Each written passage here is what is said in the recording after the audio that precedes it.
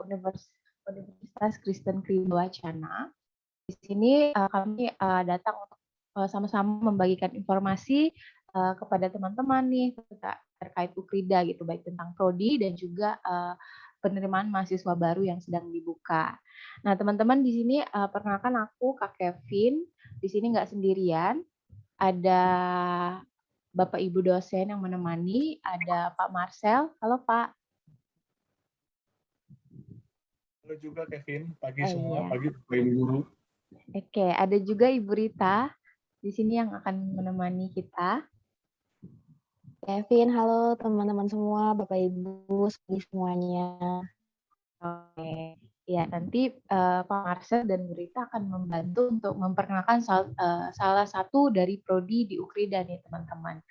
Nah sebelum itu, sebelum kita lanjut lebih dalam lagi, aku mau minta teman-teman untuk mengisi satu absen nih teman-teman.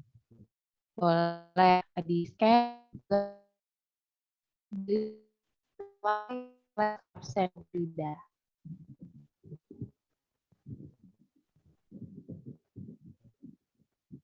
Oke. Mungkin aku kasih menit kali ya untuk absennya paling lama.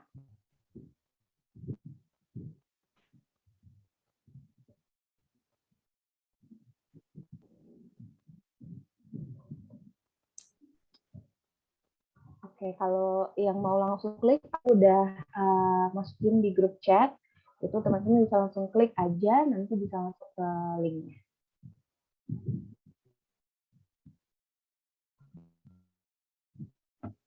Oke, ya teman-teman, si absen gitu ya. Nah, kita akan mendengarkan sharing nih informasi terkait prodi sistem informasi. Nah, mungkin teman-teman ada yang udah pernah dengar gitu ya, spoiler sistem informasi itu tentang apa gitu jurusannya, atau justru mungkin sama sekali belum pernah dengar gitu.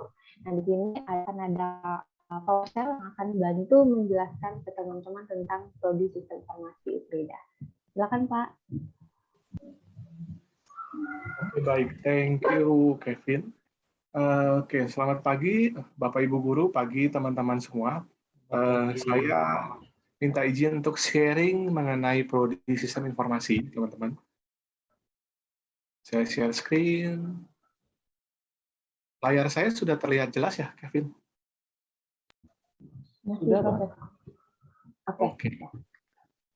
Oke, sip. Oke, teman-teman. Biasanya kalau kita mau ngomong di prodi, ya kalau pengalaman dari saya sendirilah pribadi, juga dari istilahnya dari para mahasiswa yang sudah menjadi mahasiswa lah, seperti itu teman-teman. Biasanya selain pertimbangan minat atau interest terhadap bidang prodi yang dipilih, biasanya juga mempertimbangkan seperti apa sih tren beberapa tahun ke depan, seperti itu teman-teman. Karena kita kan bicara, kita investasi waktu 3,5 sampai 4 tahun, kita investasi tenaga dan uang. Nah, kita tentunya berharap bahwa apa yang kita sudah investasikan itu bisa memberi imbal hasil yang baik. Dalam hal ini ya sebagian besar yang studi, gitu, istilahnya studi S1, itu nanti akhirnya memilih untuk jalur sebagai profesional, jadi berkarir sebagai profesional. Nah, saya akan memperlihatkan beberapa headline news seperti apa sih tren ke depan beberapa tahun ke depan. Teman-teman, kalau teman-teman googling, kan kita juga sama-sama dengar saat ini lagi booming tuh istilah transformasi digital transformation, lalu juga lagi hot-hotnya ngomongin revolusi industri. Nah, kalau kamu nanya, di Indonesia nih 5-10 tahun tuh apa sih yang akan terjadi, happening-nya tuh apa? Itu yang saat ini juga sudah berjalan tuh apa, teman-teman? Nah, kita bisa bilang ekonomi digital, teman-teman. Dan ini sudah really happening dari sejak beberapa tahun belakangan sampai dengan hari ini, teman-teman. Nah, kamu bisa lihat dari headline news ini, jadi bukan kata saya, teman-teman, ini berdasarkan studi dan istilahnya visi pemerintah bahwa targetnya nanti ya teman-teman, kamu bisa melihat potensi ekonomi digital Indonesia dari 2025 sampai 2030. Jadi kita bisa melihat 5-10 tahun potensi istilahnya potensi ekonomi di Indonesia, dan kita bicara ekonomi digital.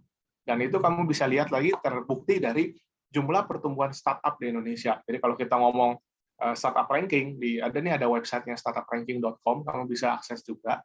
Nah, itu dia mengukur istilahnya memperingkatkan negara berdasarkan jumlah pertumbuhan startup. Indonesia itu masuk ranking 5 dunia. Walaupun itu bulan April, kamu bisa cek sampai bulan November ini, itu masih di kisaran ranking 5 dunia, teman-teman. 5 dunia loh ya, teman-teman. Nah, lanjut lagi, teman-teman. Kita juga melihat ada pertumbuhan jumlah perusahaan startup yang menjadi unicorn, teman-teman.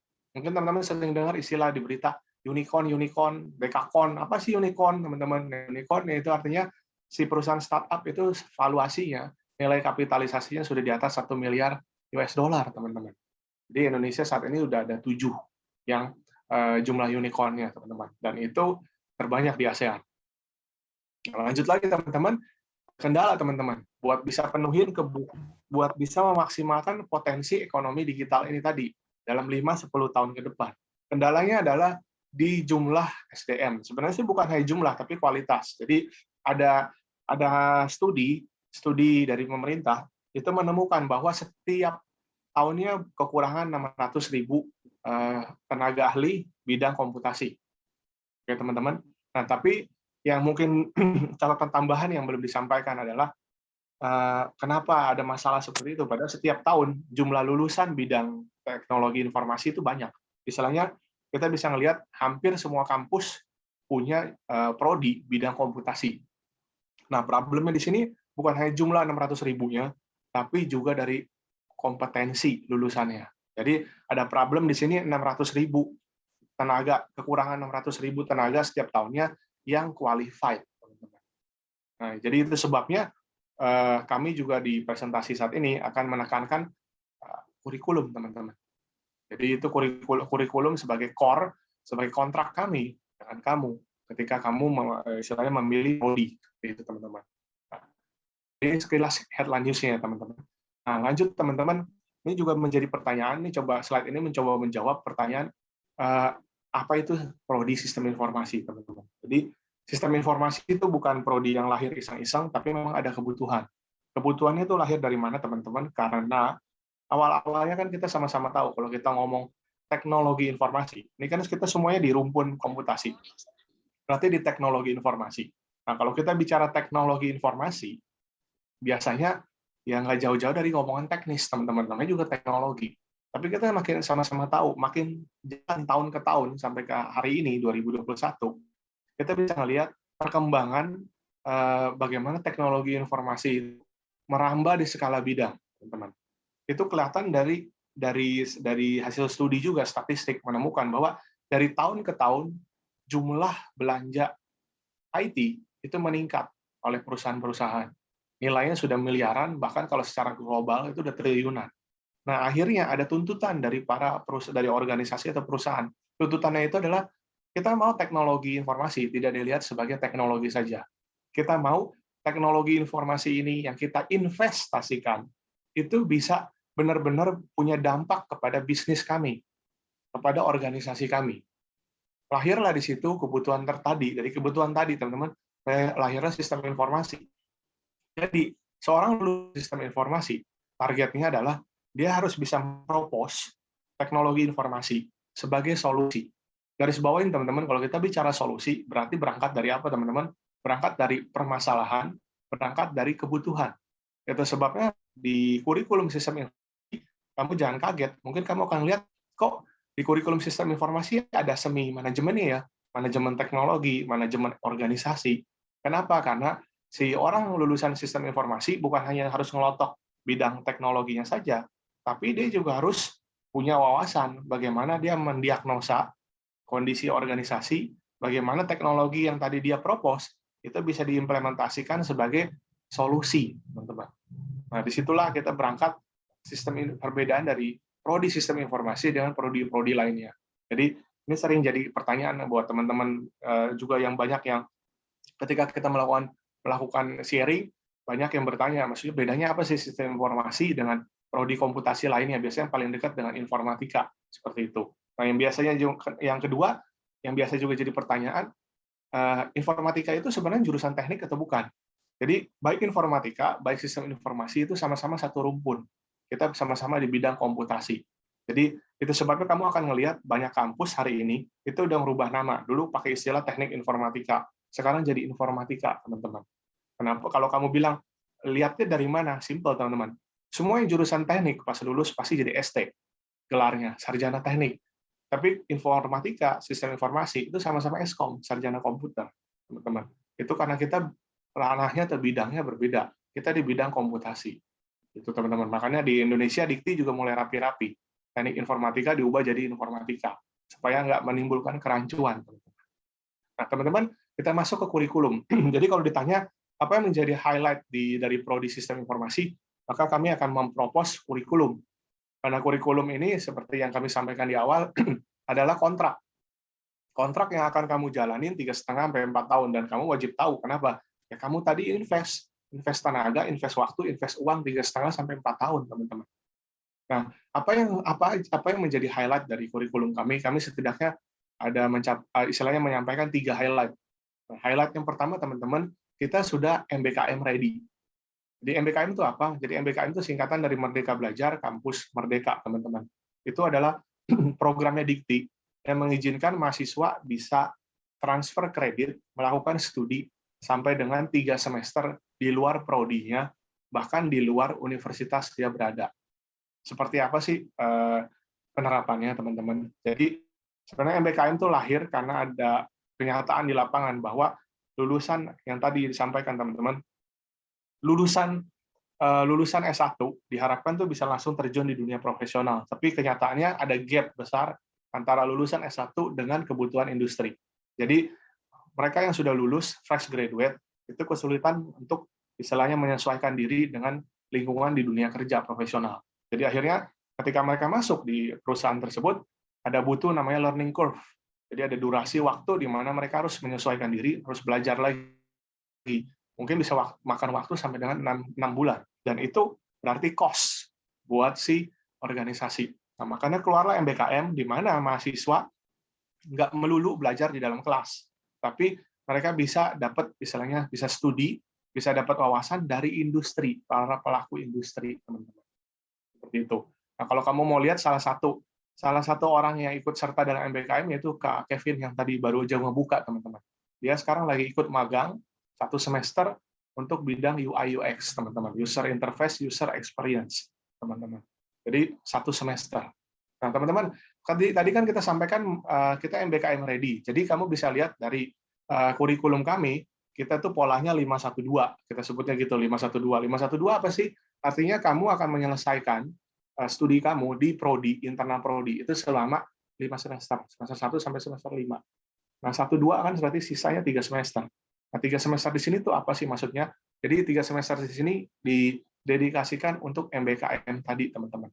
Jadi MBKM ini adalah hak buat mahasiswa, dan mahasiswa itu bisa mengambil kegiatan seperti yang umum ya, biasanya disukai, tinggi peminatnya itu magang dan studi independen. Dan di situ keduanya itu sama-sama dikelola oleh industri, jadi artinya pihak eksternal. Jadi nanti ada transfer kredit, dan itu dilaksanakan selama 1 semester, teman-teman. Nah, tadi itu kegiatan MBKM tadi itu bisa diikuti yang khusus buat yang istilahnya dipandu oleh praktisi itu selama 2 semester. Nah, 1 semesternya apa? Tadi 3 semester. 1 semesternya itu berupa mahasiswa itu bisa mengambil mata kuliah pilihan. Nah, mata kuliah pilihannya nggak hanya terikat di dalam prodi, teman-teman. Mata kuliah pilihannya bisa ngambil di prodi lain sejauh itu relevan dengan prodi dia, bahkan dia juga bisa mengambil program sertifikasi internasional yang nanti ditransfer kredit, teman-teman. Nah, itu highlight pertama. Highlight kedua, tadi kan kita bicara program sertifikasi internasional. Nah, kami di sini coba, kalau kita bicara transfer, istilahnya sertifikasi internasional, kita sama-sama tahu hari ini nggak cukup tuh kita cuma modal, kita mau terjun, compete di dunia profesional, modalnya cuma hanya ijazah, teman-teman. Nah, itu sebabnya ada sertifikasi internasional sebagai salah satu bentuk pengakuan kompetensi kita. Nah, masalah sertifikasi internasional hari ini itu banjir, teman-teman. Banyak istilahnya di luar sana. Nah, kita nggak mau sembarangan, kita pilih sertifikasi internasional yang memang direkognisi. Artinya punya standar di luar sana. Jadi bukan hanya artinya kita ngambil kucuk-kucuk, ngambil judulnya sertifikat dari luar negeri, lalu kita bilang, oh kamu dapat sertifikasi internasional. Enggak kayak gitu. Nah, salah satunya kita ambil dari dua vendor. Yang pertama dari Alibaba Cloud. Alibaba Cloud kalau kasusnya kamu tertarik dengan bidang cloud computing. Tuh. Jadi Alibaba Cloud, mungkin kalau kamu sering dengar Alibaba, tahunya kan marketplace. Nah, Alibaba itu juga investasi heavily untuk komputasi awan, cloud computing. Jadi mereka menyewakan jasa komputasi awan dan mereka ranking 1 untuk komputasi awan di kawasan Asia Pasifik, teman-teman. Kalau dunianya mereka ranking antara 3 sama 4, teman-teman. Nah, yang kedua, kita juga mengadopsi Coursera, teman-teman. Coursera itu jadi di dalamnya ada sertifikasi internasional miliknya Google, IBM, Facebook. Jadi IBM, Google, Facebook ini nggak jualan langsung, teman-teman, ke kita, ke end user. Jadi mereka punya payung besar yang namanya Coursera. Nah, Coursera yang menjual sertifikasi ini. Jadi sertifikasi ini dijual termasuk trainingnya. Dan itu nggak dipungut biaya ya, teman-teman. Jadi Alibaba Cloud, Coursera itu sebenarnya berbayar, tapi itu sudah di bagian dari prodi, jadi artinya biayanya di-cover oleh prodi. Seperti itu, teman-teman. Kamu bisa masuk ke Coursera atau Alibaba, punya website. Nah, highlight yang ketiga, teman-teman. Highlight yang ketiga, kalau kamu lihat di semester 4 dan 5, di situ kita sudah memperkenalkan yang namanya program peminatan, atau program istilahnya kayak penjurusan, teman-teman. Nah, kita ada tiga peminatan. Yang pertama, full stack. Full stack itu apa? Artinya kita ngarahin kamu supaya kamu bisa punya skill untuk mendevelop aplikasi berbasis web ataupun mobile, termasuk UI dan UX-nya. Yang kedua, IT infrastructure. Tadi kita ngomongin bukan jaringan komputer, kita ngomongin juga server, kita ngomongin storage, termasuk cloud computing. Nah, yang ketiga, kita ngomongin BI. BI itu Business Intelligence dan Data Science. Jadi kita fokusnya ke data engineering, basisnya itu dari seperti kamu belajar database, masuk ke data analis, masuk ke data analis, masuk ke data visualization. Seperti itu, teman-teman. Nah, itu track yang nanti mahasiswa wajib pilih. Jadi, kalau di semester 4, anggaplah kamu ambil full stack, dan nanti di semester 5, apakah full stack juga, itu dibebaskan. Kamu bisa ngambil stream yang berbeda. Misalkan awalnya full stack, kamu bisa ngambil full stream yang ketiga, jadi lanjut ke BI dan data science. Hal tersebut diizinkan. Seperti itu, teman-teman. Jadi, itu 3 highlight. Nah, tambah satu lagi, teman-teman, kalau kamu lihat di sini ada logo biru. Ini apa sih? Nah, jadi teman-teman bisa ngelihat kalau di webnya, ada istilahnya di sini ada Build with Angga, kita bilang ya. Build with Angga. Jadi Build with Angga ini adalah sebuah vendor, teman-teman, yang memang jualan course profesional course untuk bidang full stack, termasuk UI dan UX. Nah, kita adopsi mereka punya course ke dalam kurikulum kita. Kenapa, teman-teman? Karena di luar sana itu banyak kejadian, banyak mahasiswa, banyak teman-teman yang pengen bisa ngedevelop, bisa ngebikin website yang berbobot, bisa ngedevelop aplikasi berbasis web, berbasis apps, itu mobile apps, tapi kesulitan dalam progresnya. Kita sama-sama tahu progresnya nggak mudah. Nah, sekarang dengan kita mengadopsi dari Build with Angga, itu kita setidaknya bisa mengeliminasi beberapa hal. Satu, kita pastikan secara konten dia masuk itu profesional, ya, para profesional. Jadi istilahnya ini benar-benar industrial base. Yang kedua, kamu nggak akan ketinggalan dari sisi teknologi, karena yang di istilahnya yang kamu belajarin itu standar, teman-teman. Maksudnya teknologi yang sekarang yang lagi in, gitu, teman-teman. Nah, yang ketiga, karena dia basisnya e-learning, teman-teman, basisnya e-learning ya, teman-teman. Jadi kamu bisa nge-repeat lagi. Kamu bisa ngatur kecepatan belajar kamu. Buat yang cepat nggak merasa terlalu lambat diajarkan, buat yang lambat nggak merasa kecepatan. Kamu bisa mereview kembali. Dan ini semuanya modelnya nanti pada akhirnya ada project-nya yang harus kamu selesaikan, kamu dapat sertifikasi, dan itu bisa menjadi portfolio buat kamu saat menyusun CV, kurikulum vitae. Seperti itu, teman-teman. Nah, ini semua juga kamu lihat ada harganya, berbayar, tapi sekali lagi karena diintegrasikan dalam kurikulum, jadi itu sudah tidak dipungut biaya lagi. Seperti itu, teman-teman. Nah, itu gambaran 3 highlight dari kurikulum kami, teman-teman. Karena tujuannya sekali lagi, kami nggak hanya kejar goal-nya kamu mau jadi apa, atau sekedar kamu minat apa, tapi kita juga pastiin proses yang kamu laluin itu berkualitas. Kita fokus pada proses, teman-teman. Kita percaya pada proses yang baik akan mengarah ke hasil yang baik juga. Nah, teman-teman, ini sekilas dari profil lulusan atau potensi karir yang istilahnya yang bisa dicapai melalui dari kompetensi atau kurikulum yang tadi kami sampaikan. Teman-teman kalau misalnya tertarik lebih jauh, bisa mampir ke website kami untuk dapatkan informasi lebih. Juga bisa lihat-lihat ke Instagram, ini Instagram yang kelola himpunan mahasiswa. Jadi kita prodi nggak ikut campur, benar-benar dari himpunan mahasiswa sistem informasi, ya buat himpunan mahasiswa sistem informasi. Kamu bisa ngelihat aktivitas atau kegiatan yang ada di seputar prodi. Oke, demikian presentasi dari saya. Terima kasih untuk perhatiannya. Saya kembalikan ke Kevin. Oke, terima kasih Pak Marcel. Wah, menarik banget ya informasi-informasinya dari awal banget dijelasin tentang SI gitu ya. Semoga teman-teman yang minat di bidang teknologi gitu boleh tertarik gitu ya dan bisa lebih tahu nih tentang SI dan lebih lengkapnya lagi nanti bisa cek di website Ukrida ya atau bisa DM aja kalau mau tanya-tanya. Oke, nah teman-teman tadi kan udah dengerin dari yang berbau teknologi nih. Nah, sekarang kita mau mendengarkan sharing yang berkaitan dengan ekonomi dan juga manajemen kayak gitu.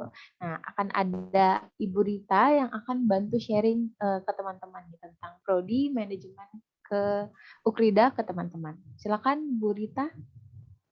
Oke, thank you Kevin.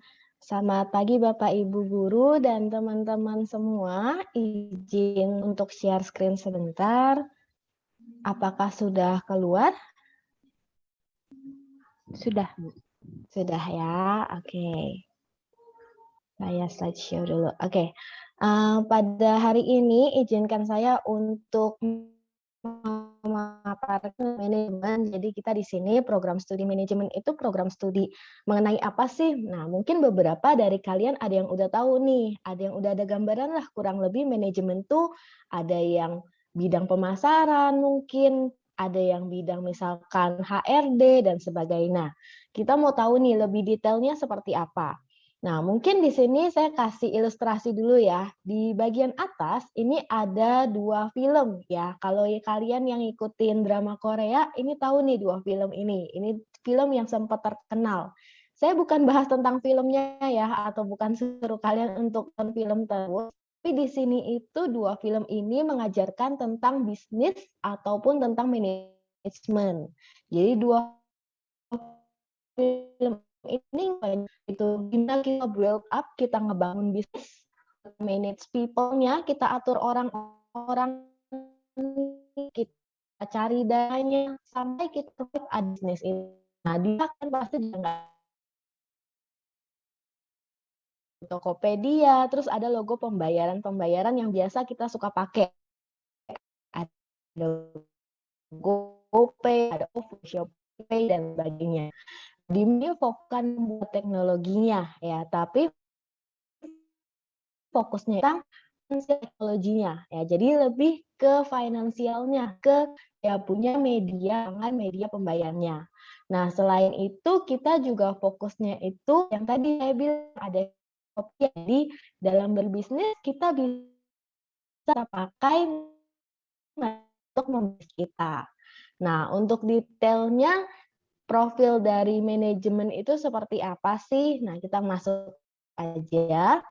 Di sini kita punya visi dan misi untuk manajemen ya. Visinya adalah kita mau jadi program studi yang unggul di bidang manajemen. Baik itu tingkat nasional, regional, global. Yang kedua misinya itu adalah kita melakukan pembelajaran dan pengabdian masyarakat. Nanti teman-teman semua yang kuliah di manajemen ataupun kuliah prodi lain yang ada di Ukrida tidak hanya aja juga kepada ibarat langsung yang kalian kasih ke masyarakat nantinya. Nah, kalian apa akreditasi A oleh keumumnya kalau studinya sama, kita bisa lulus itu sebenarnya standar 4 tahun. Tapi bagi kalian yang cepat, artinya memenuhi kriteria ya dari penilaiannya, dari SKS-nya, itu kalian bisa lulus lebih cepat, yaitu 3,5 tahun. Buat kita ini fokusnya itu ke pendidikan manajemen bisnis. Jadi buat kalian nih yang kira-kira saya orangnya inovatif, saya mau kembangin ide bisnis sendiri nanti. Nah, boleh banget masuk ke manajemen di Ukrida. Buat kalian yang nggak tertarik tentang bisnis, misalnya saya orangnya lebih cenderung yang misalnya suka hitung-hitungan, nah jangan khawatir, kalian bisa masuk ke finance-nya. Di juga ada presentasi bagian finance. Nah, tentunya yang ketiga, lulusan ini memiliki masa tunggu 0 sampai 3 bulan. Ya, artinya lulusan ini rata-rata langsung kerja. Aku paling lama juga kurang lebih 3 bulan udah dapat pekerjaan. Nah, bahkan banyak dari antara mahasiswa kita atau lulusan kita yang sebelum lulus mereka udah direkrut nih sama perusahaan-perusahaan yang bonafit. Ya, jadi nggak perlu ragu lagi nanti. Kalau saya masuk ke manajemen Ukrida nanti setelah lulus jadi apa ya? Berapa lama ya nunggunya? Nah, nggak perlu takut lagi. Kita akan jadi apa sih setelah lulus di kuliah manajemen ini? Ada 2 profil lulusan yang kita targetkan. Yang pertama itu adalah sebagai manajer, yang kedua itu adalah sebagai entrepreneur. Nah, sebagai manajer ini tentunya melalui beberapa kualifikasi dari perusahaan masing-masing ya. Jadi tergantung kebijakan perusahaan masing-masing. Ada yang sifatnya kan di training dulu, ada yang melalui level yang beberapa seperti supervisi dulu, baru manajer. Nah, kalau wirausaha di sini kita mengembangkan ide kalian, kreativitas kalian, kemampuan kalian, karakter kalian untuk siap untuk menangkap tantangan, untuk menangkap peluang supaya kalian bisa survive di bisnis kalian. Nah, manajer juga sama, kita mempersiapkan dari diri kalian supaya kalian itu siap untuk menjadi manajer nantinya. Nah, selanjutnya apa sih keunggulan dari Ukrida, dari manajemen? Kita ini mempersiapkan beberapa sertifikasi profesional. Jadi kalian lulus nggak cuma gelar S1, misalkan nggak cuma gelar SM, Sarjana Manajemen, tapi kalian punya beberapa syarat atau beberapa kualifikasi yang lebih. Ya, kalian punya nilai lebih di antara pengguna-pengguna lulusan yang lainnya. Apa aja kita punya sertifikasi? Yang pertama itu ada SDM. Ya, jadi buat kalian yang tertarik sama bagaimana mengelola orang ya, karyawan-karyawan dan sebagainya, itu kita punya sertifikasi SDM. Lalu ada juga sertifikasi keuangan, kalau misalnya kalian yang tertarik di bidang keuangan, baik itu tentang investasi atau juga ada resiko, manajemen resiko. Nah, yang baru ini adalah kita udah kerjasama sama Marcus Institute. Marcus Institute ini adalah satu lembaga yang ada di Indonesia. Dia ini sudah menangani banyak sekali klien ya, sudah kalau kalian lihat tuh di situ sudah lebih dari 500 klien yang mereka tangani. Nah, mereka memberikan kerjasama untuk kita supaya kalian bisa dapat sertifikasi di bagian service management. Nah, selanjutnya apalagi sih di manajemen Ukrida? Di manajemen Ukrida kita punya unit magang. Ya, unit magang ini ada yang internal. Jadi kalian kalau magang itu bisa magang keluar, di luar Ukrida, bisa juga di dalam Ukrida. Nah, di dalam Ukrida kita punya yang namanya galeri investasi. Jadi buat kalian nih yang penasaran kira-kira investasi itu gimana sih belajarnya? Nah, kita ada galeri investasi. Ini udah kerjasama sama Sukor Sekuritas ya, jadi udah pasti aman, udah pasti kalian itu akan mendapatkan ilmu ataupun wawasan tentang investasi. Nah, selanjutnya metode kita pembelajarannya student center learning ya, artinya kita punya pembelajaran itu fokusnya ke mahasiswanya, nggak cuma dari dosen atau dari pengajarnya yang satu arah.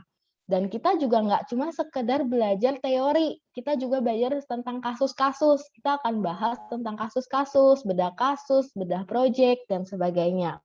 Dan tentunya kita harapkan nanti ke depannya segera ya Ukrida akan mulai juga hybrid learning ya, seperti sekolah-sekolah yang sudah mulai, kita akan mulai ada yang online, ada yang offline kuliahnya.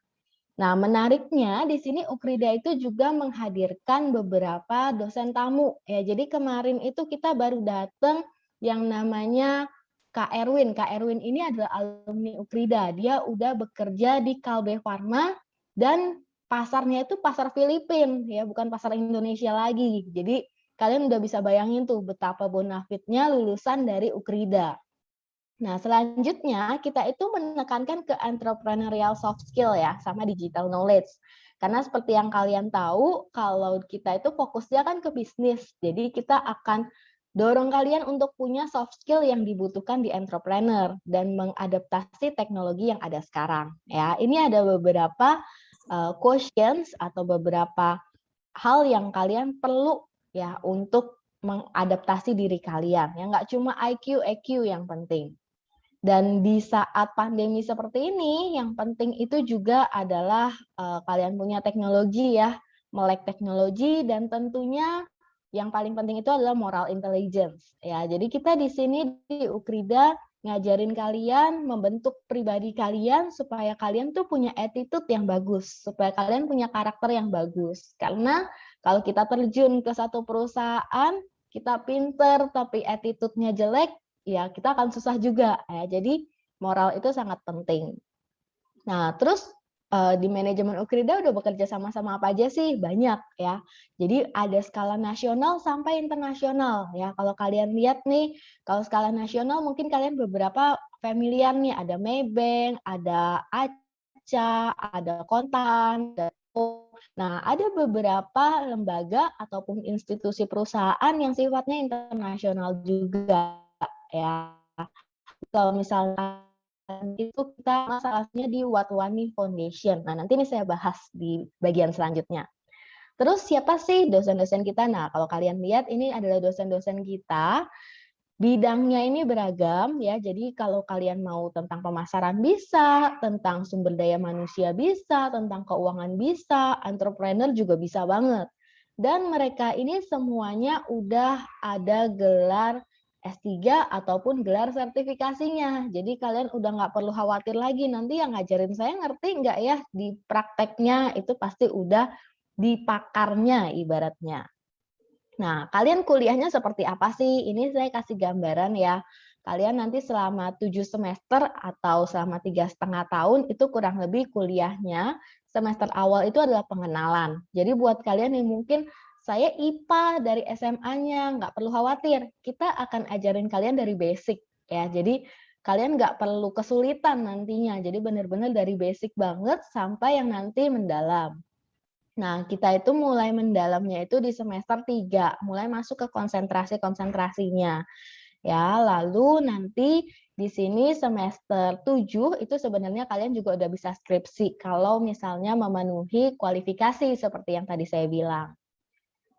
Nah, ini adalah program MBKM ya. Jadi sama seperti tadi yang dijelaskan oleh Pak Marcel di manajemen juga sama. Kita ada program MBKM ya. Jadi kita bisa lintas prodi nih, atau misalkan saya mau belajar tentang komunikasi lebih detailnya. Saya masuk ke misalkan Fakultas Ilmu Komunikasi, entah itu yang misalkan dari dalam Ukrida ataupun dari luar Ukrida misalnya. Luar Ukrida ya, artinya ke perusahaan-perusahaan, terus sudah gitu misalnya mengajar di sekolah-sekolah itu juga bisa. Adalah yang kita adaptasi untuk program yang mata kuliahnya ini global nih di era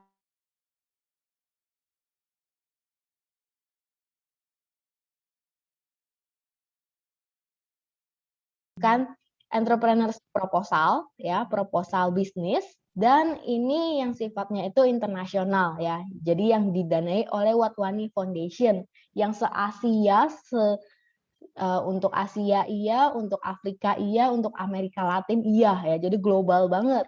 Nah, yang di sebelah kanan ini adalah yang sifatnya itu secara nasional skalanya ya. Sama. Ini juga yang sifatnya itu pengembangan usaha atau business plan. Nah, ini adalah program MBKM juga nih, teman-teman mahasiswa Ukrida yang bisa belajar dari manajemen. Jadi belajarnya kalau kalian lihat nih, belajar tentang bisnis model kanvas, tentang dasar hukum, lalu ada yang tentang web design. Jadi mereka bisa belajar banyak hal di luar dari program manajemen aja. Nah, kalian nanti mungkin nanya-nanya nih, kuliahnya kapan nih? Nah, kita punya 3 pilihan, tenang aja. Nah, buat kalian yang misalkan mau yang seperti biasa, seperti sekolah bisa. Kalian pilih yang reguler pagi. Ya, jadi kuliahnya Senin sampai Jumat, jam 8 sampai jam 4. Mungkin kalian mikir nanti setelah lulus saya mau sambil kerja. Oh, bisa. Kalian kuliahnya yang pilih kelas karyawan. Ya, kelas karyawan kita ada 2. Buat kalian yang fleksibel di jam malam, kalian bisa pilih Senin sampai Jumat mulai dari sore jam 5 sampai jam 10 malam. Buat kalian yang mikir misalnya, aduh saya pulang kerja udah capek, ya udah kalian bisa ambil kelas yang Jumat Sabtu aja nih. Jadi seminggu cuma 2 hari kuliahnya, Jumat sama Sabtu. Jumatnya dari sore sampai malam, Sabtunya pagi sampai sore. Ya, jadi kita punya 3 pilihan buat kalian, jadi fleksibel banget. Nah, buat kalian yang nanti mau nanya-nanya detail, bisa langsung tanya aja, boleh DM ke Instagram kita di FEB Ukrida, FEB_Ukrida, atau boleh juga follow dan direct message ke kita punya himpunan, ya, himpunan mahasiswa di HMM Ukrida. Oke, dengan demikian pengenalan dari manajemen selesai. Kalau ada yang mau nanya-nanya silahkan, saya serahkan kembali ke Kak Kevin. Thank you. Oke, terima kasih Bu Rita buat penjelasannya buat teman-teman di SMA Santo Paulus Pontianak nih terkait prodi manajemen gitu ya. Ya. Mungkin ada juga nih yang minat ya teman-teman di bidang manajemen gitu ya. Mungkin nanti pengen jadi punya bisnis kayak gitu ya Bu ya, punya buka toko atau produk startup gimana kayak gitu. Oke ya teman-teman. Mungkin kalau ada pertanyaan boleh di-keep dulu, kita simpan di akhir gitu ya.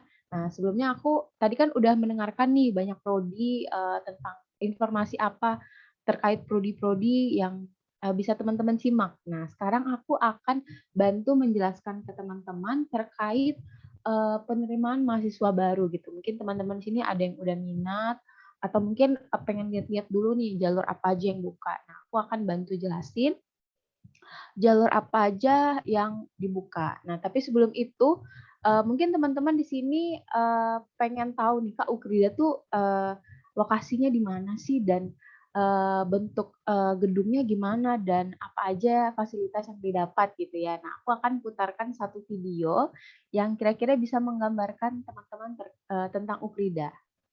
Gitu. Oke, aku share screen.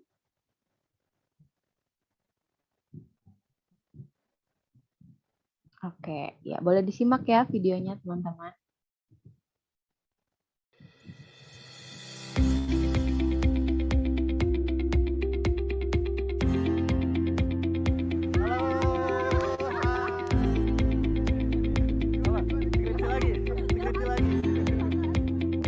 Halo guys, gue Renaldo, gue mahasiswa Ukrida. Banyak orang yang nanya ke gue, kenapa gue pilih Ukrida sebagai kampus pilihan. Sekarang gue akan kasih tahu kalian why I choose Ukrida.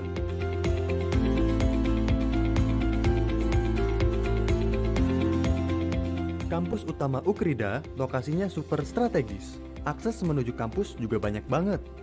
Dan akses yang mudah tentunya jadi salah satu pertimbangan penting buat gue untuk milih kampus. Selain kampus utama, Ukrida juga punya kampus 2 khusus fakultas kedokteran dan kampus 3 untuk mahasiswa kelas malam yang sudah bekerja.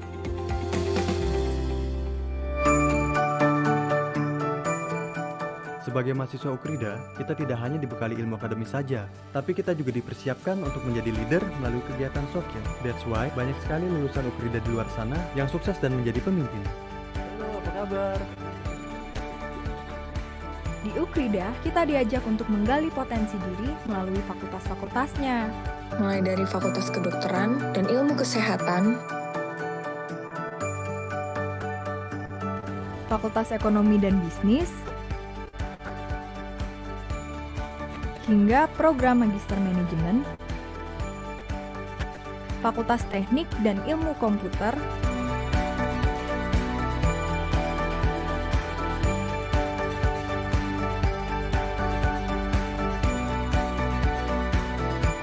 Fakultas Psikologi,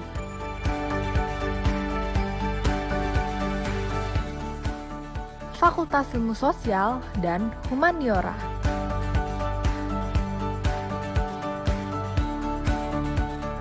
Di Ukrida, semua fakultasnya pun sudah terakreditasi dengan baik, sangat baik, dan bahkan unggul. Jadi kalian bisa memilih sesuai dengan minat kalian.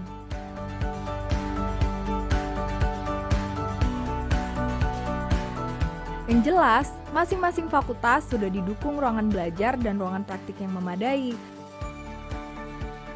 termasuk tenaga dosen yang siap membimbing dan memberikan inspirasi bagi para mahasiswa dalam menggapai potensi yang terbaik.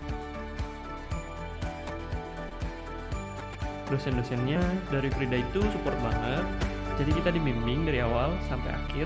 Bahkan di sana pun kita dibimbing sampai akhirnya kita bisa dapat medali silver. Pokoknya supportnya luar biasa.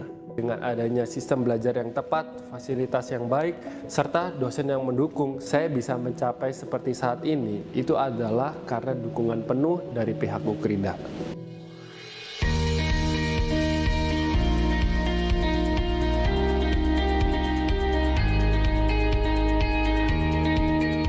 Selain kegiatan akademik, Ukrida juga punya Ukrida Science Center,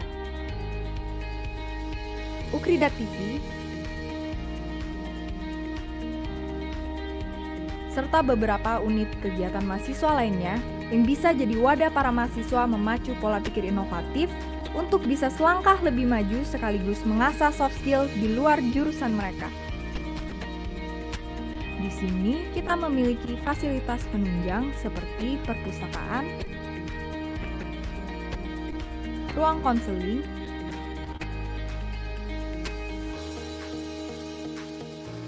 area olahraga,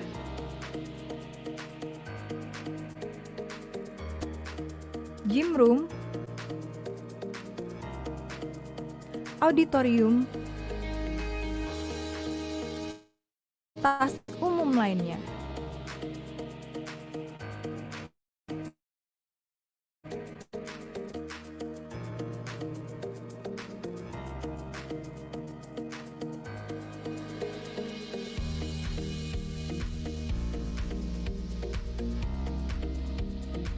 Enaknya kuliah di Ukrida, jadi sebelum lulus saya udah dapat kerjaan. Berbekal ilmu dan karakter yang ditanamkan kepada saya waktu sampai hari ini saya menjadi senior general manager di usia 42, di mana hal itu sebenarnya kalau di perusahaan Jepang itu sebuah rekor baru. Ya, semua itu berkat ilmu yang saya dapat dari Ukrida. Sekarang dan temukan potensi terbaikmu. Bersama Ukrida, kita jadi pemimpin muda.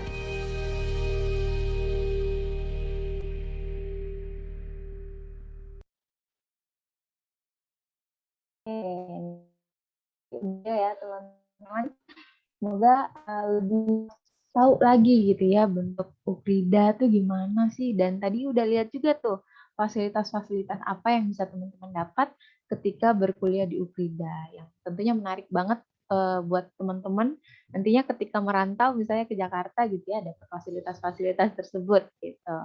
Nah teman-teman, aku akan menjelaskan dan memberikan informasi kepada teman-teman terkait pendaftaran yang sedang dibuka di Ukrida. Gitu. Nah, PPT-ku udah kelihatan ya. Oke, nah teman-teman, kita ada beberapa jalur yang teman-teman bisa jadikan pilihan untuk masuk ke Ukrida. Salah satu yang paling fresh banget itu adalah jalur Ukrida Unggul, teman-teman. Ukrida Unggul ini apa? Jadi Ukrida Unggul ini merupakan beasiswa 50% sampai 100%, teman-teman. Jadi kalau 100% berarti nggak perlu bayar sepeser pun gitu ya, ibaratnya. Ya, benar banget, teman-teman, nggak perlu bayar sepeser pun gitu. Nah, ini aku akan jelaskan lebih lanjut nanti, begitu juga dengan syarat-syaratnya yang teman-teman harus penuhi. Dan selain dari Ukrida Unggul itu, teman-teman, kita juga punya jalur prestasi ini. Ada jalur prestasi nilai rapot khusus kedokteran, ada nilai rapot, juga jalur ngurus organisasi, dan jalur ngurus lomba gitu. Nanti semua akan aku jelaskan.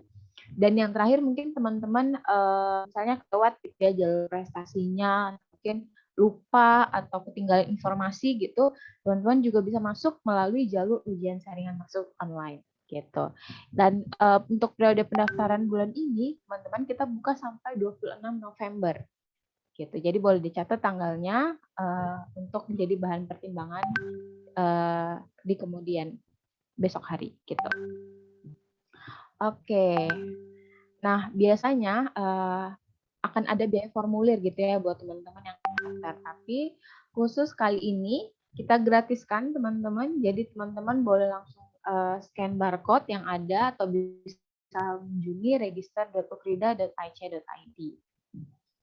Nah, aku akan jelaskan terkait jalur-jalur prestasi tadi. Yang pertama, Ukrida Unggul ya. Nah, jadi Ukrida Unggul ini yang seperti yang aku bilang, itu merupakan beasiswa 50% dan juga 100% teman-teman.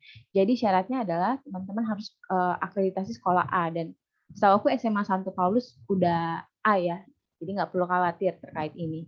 Dan ini merupakan beasiswa di mana teman-teman bayarkan SPP-nya dan biaya semesternya hingga 8 semester atau 6 semester untuk prodi perawatan. Jadi ibaratnya sampai teman-teman lulus ya, teman-teman beasiswa ini berjalan gitu. Jadi nggak setengah-setengah gitu dibiayainnya. Nah, perlu teman-teman simak juga bahwa setiap prodi itu punya kuotanya masing-masing teman-teman. Jadi misalnya teman-teman yang minat di bidang prodi sistem informasi gitu ya, misalnya cuma punya 20 seat gitu untuk beasiswa Ukrida Unggul ini. Dan bisa aja kalau teman-teman daftarnya lama gitu ya, kuotanya penuh, jadi nggak bisa masuk ke sistem informasi gitu.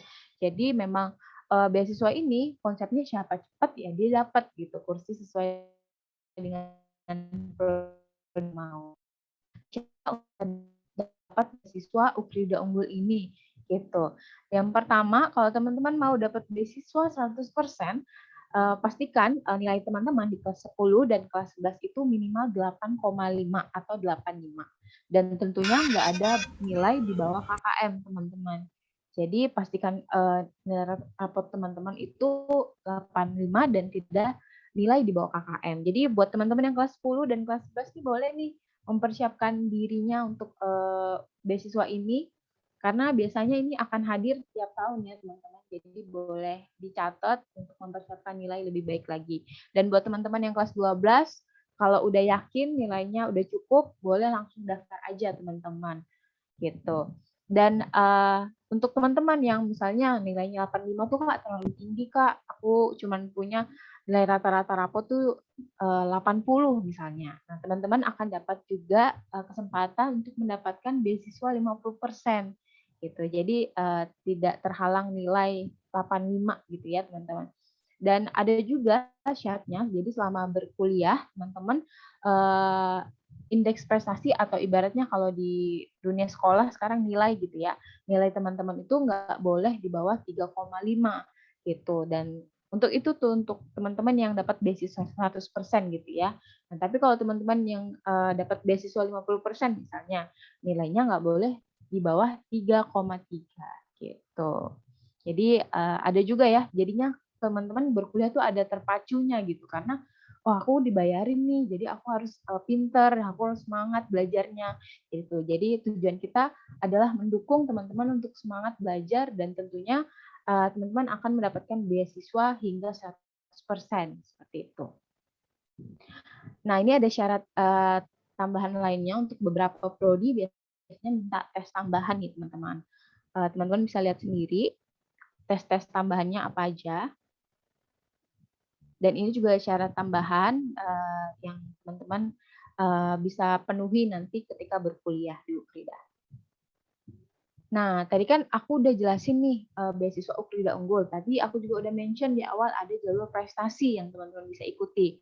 Nah, jalur prestasi yang teman-teman bisa ikuti yang pertama itu nilai rapot khusus kedokteran. Nah, ini ya sama kita lihatnya itu rapat kelas 10 dan kelas 11 gitu. Jadi minimal 75 teman-teman bisa masuk kedokteran Ukrida. Tapi sayangnya teman-teman nggak akan dapat potongan apa-apa kalau ikut jalur ini. Jadi murni hanya untuk masuk kedokterannya saja. Nah, buat teman-teman yang pengen masuk kuliah dan dapat potongan gitu ya. Nah, teman-teman bisa nih ikut jalur nilai rata-rata rapot gitu. Jadi buat teman-teman yang minat masuk kedokteran nih misalnya. Nah, nilai kelas 10 dan kelas 11 teman-teman itu minimal 8,5 teman-teman. Dan teman-teman nanti akan dapat potongan sebesar 80 juta untuk biaya SPP kedokteran. Nah, tapi kalau teman-teman minatnya di bidang lain gitu ya selain kedokteran gitu. Teman-teman dengan modal kelas 10 dan kelas 11 teman-teman itu nilainya 7,5 aja, teman-teman bisa dapat potongan hingga dengan 60% sesuai dengan prodi apa yang teman-teman mau gitu. Jadi misalnya teman-teman mau masuk di prodi manajemen tadi ya, seperti dijelaskan Ibu Rita. Nah, teman-teman kalau ikut jalur ini, teman-teman akan dapat potongan 60%, teman-teman. Wah, itu gede banget ya dari biaya SPP yang ada. Nanti kalau biaya-biayanya nanti aku akan tampilkan di akhir biar teman-teman bisa screenshot. Nah, tadi udah jalur ini dan sekarang ada jalur yang menarik banget, teman-teman. Ada jalur pengurus organisasi. Nah, mungkin teman-teman di sini ada yang sering ikut organisasi baik di sekolah atau mungkin di luar sekolah gitu ya. Misalnya ikut OSIS atau apapun itu gitu jalur organisasinya.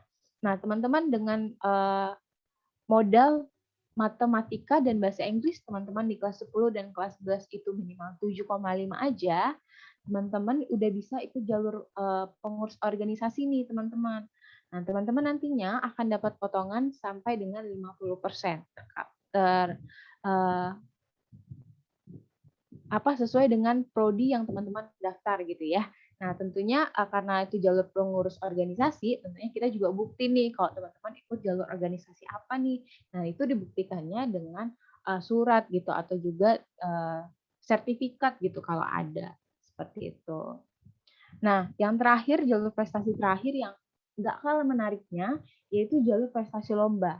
Aku yakin di sini di antara teman-teman ini pasti ada yang pernah ikut lomba nih, baik yang ikut lomba antar kabupaten gitu ya, atau kota, atau juga provinsi, bahkan nasional atau internasional gitu. Nah, teman-teman, kita juga membuka kesempatan untuk berkuliah dengan melalui jalur lomba nih teman-teman. Jadi modalnya apa? Modalnya adalah sertifikat lomba yang teman-teman pernah ikuti, baik sebagai peserta atau juga pemenang lomba. Kayak gitu. Nanti teman-teman akan dapat potongan sesuai dengan tingkat lomba yang teman-teman ikuti. Gitu. Dan yang terakhir, jalur yang teman-teman bisa ikuti adalah jalur ujian saringan masuk online, teman-teman. Jadi ini bentuknya tes gitu ya, sesuai dengan prodi apa yang teman-teman mau, dan nanti akan ada materi ujiannya. Seperti itu. Tapi ini bisa jadi opsi terakhir teman-teman aja, kalau misalnya ketinggalan beasiswa Ukrida Unggul, atau juga ketinggalan informasi, atau ketinggalan jadwal beasiswa jalur prestasi yang tadi aku udah jelasin, teman-teman. Nah, untuk biaya kuliah sendiri, teman-teman nih boleh simak biaya kuliahnya, atau mungkin mau screenshot nih, boleh tanya mama papa dulu, Kak, pertimbangannya gimana, dan nanti kalau dapat, misalnya teman-teman daftarnya lewat jalur prestasi gitu. Nah, nanti kan akan dapat potongan SPP tuh. Nah, tadi teman-teman akan biaya SPP-nya tuh dipotong dari biaya yang di layar teman-teman saat ini. Gitu. Seperti yang aku bilang tadi ada potongan sampai dengan 60% gitu ya. Nah, teman-teman SPP-nya akan dipotong 60% gitu. Boleh teman-teman screenshot terlebih dahulu kalau memungkinkan untuk dilihat lagi bersama orang tua gitu ya. Nah, kalau misalnya teman-teman mau nanya-nanya terkait prodi, tentang jalur prestasi atau jalur apa aja yang sedang dibuka, beserta juga dengan potongan-potongannya, teman-teman boleh tanya di unit admisi Ukrida, atau boleh langsung DM kita di Instagram, di @kampusukrida.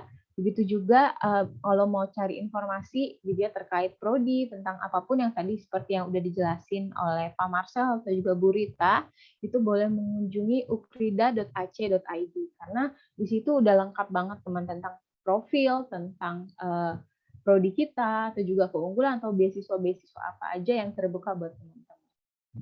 Ya, itu aja mungkin informasi dari aku. Jika mungkin saat ini ada teman-teman yang mau bertanya, dipersilahkan.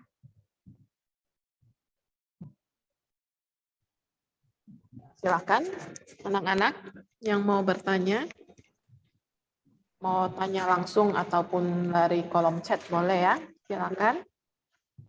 Atau kalau malu juga bisa DM personal ke aku, nanti aku nggak sebutin namanya juga nggak apa-apa. Kalau misalnya malu gitu ya. Ada nih, Stefani nih. Oke. apakah di Ukrida ada ekstrakurikuler? Oke, kalau di sekolah tuh nyebutnya ekstrakurikuler gitu ya.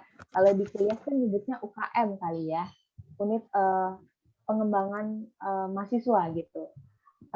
Jadi tujuannya sama kayak ekstrakurikuler gitu ya. Apa aja aktivitas kemahasiswaan yang bisa diikutin gitu. Tentu ada ya, Tiffany gitu.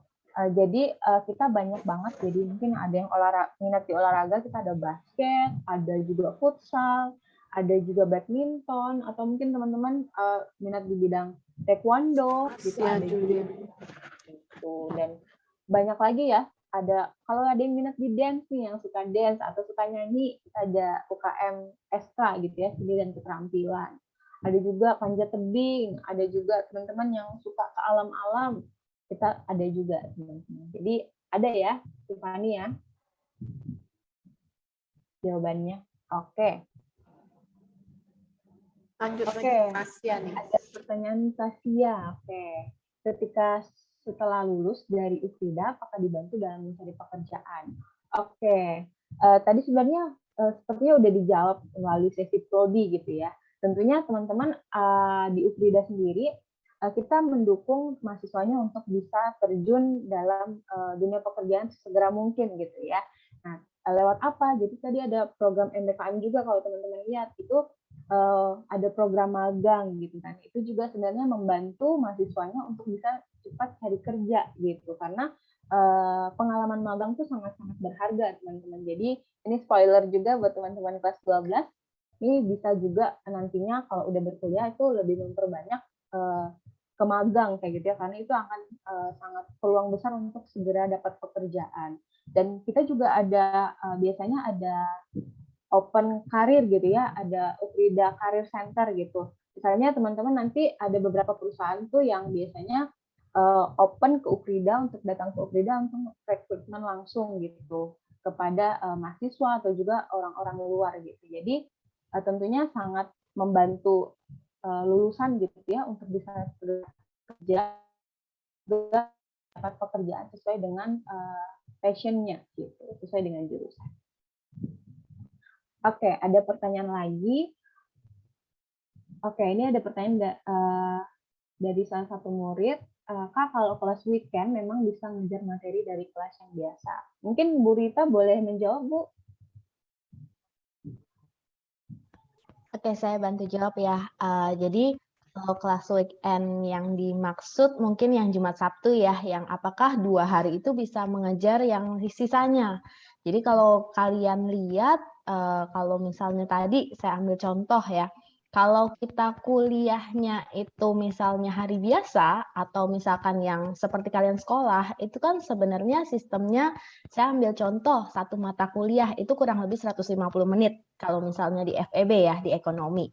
Nah, kalau misalnya yang di weekend itu sebenarnya juga sama, cuma kita padetin ya. Jadi artinya kalau dibilang hari Senin sampai Jumat itu sebenarnya belum tentu full juga ya, Senin Jumat pagi sampai sore, tergantung kelasnya itu adanya di mana.